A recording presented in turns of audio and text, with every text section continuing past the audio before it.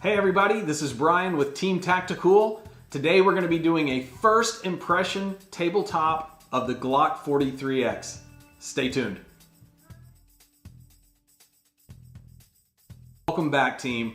Today we're going to look at the Glock 43X and compare it to some like-sized weapons. The Glock 43X, what is it made for? Why did Glock do this? What was wrong with the 42 or the 43? Well, everyone wanted a little bit bigger gun in capacity. So let's take a look at it. This is the first time I've been able to handle this. One of the other members of Team Tacticool picked this up. All the guns in this video have been safety checked. Looking at it, feeling it for the first time, it's actually pretty comfortable. And I'll say that I'm not a Glock guy in that I don't have a lot of Glocks. I own a Glock 19 and that's the only Glock I have. This is actually pretty comfortable. Just picking it up and putting it in my hand, it feels pretty comfortable. The difference between this and say a Glock 19, you can feel. You can absolutely feel this, that it's a single stack. You can get a real good purchase on it. It's not bad. The finish on the slide, I'm not sure exactly what it is. It has some sort of coating, but I'm not quite sure what it is. I'll have to look it up and see.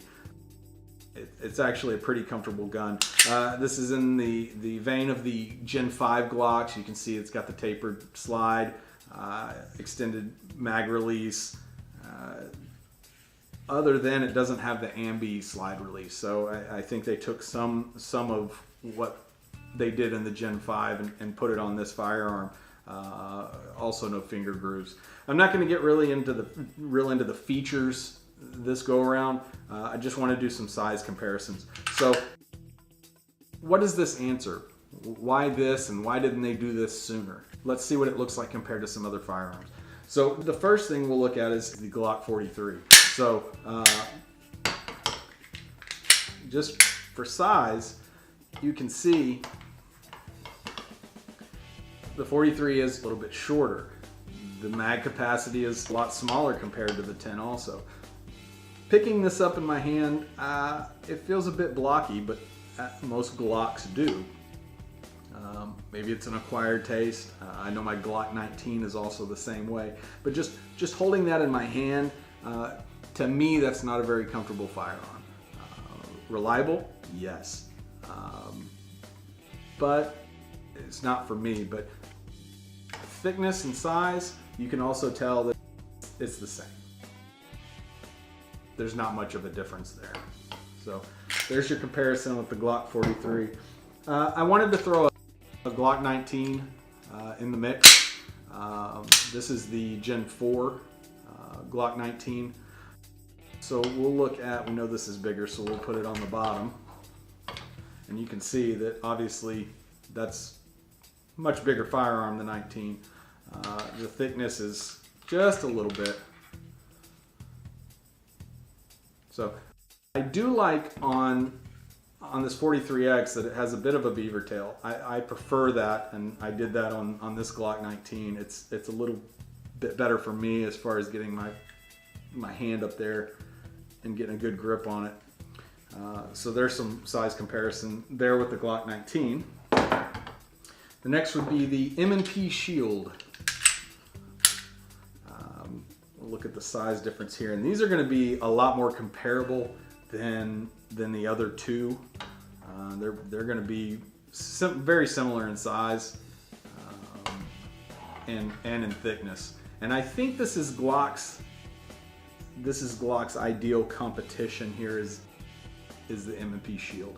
I don't think that they're trying to compete with a micro compact firearm, say like the P365 from SIG, which we'll look at in just a second.